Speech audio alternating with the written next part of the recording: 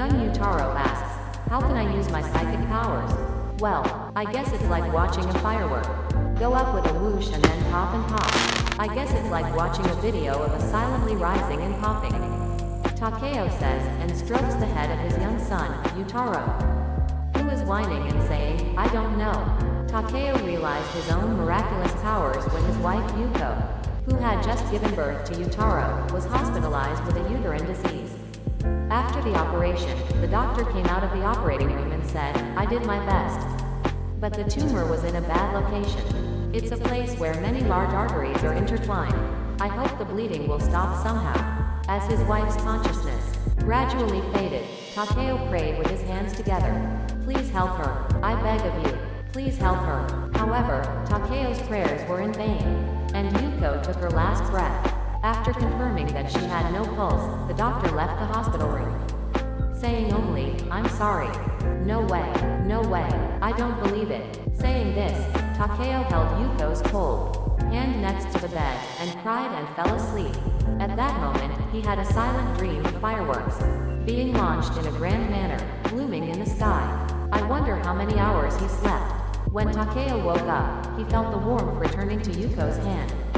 She had even started breathing again. Yuko then miraculously recovered, and even now, more than 20 years later, she is still healthy. Since then, Takeo has saved many precious lives. 20 years later, when Yutaro had started working as a doctor at a university hospital, an emergency patient was brought in. Yutaro was surprised to see the person's face. It was N, a prominent politician. N had been fine until the election speech in the afternoon. But after returning home, he suddenly collapsed. N's condition was bad, and there was nothing that could be done. Please help drive N somehow. For the sake of the party, no, for the sake of Japan, he must live. The words of N's confidants who had gathered there did not matter to Yutaro, who had no interest in politics. But even Yutaro knew that if N died now, it would be of no use to the country.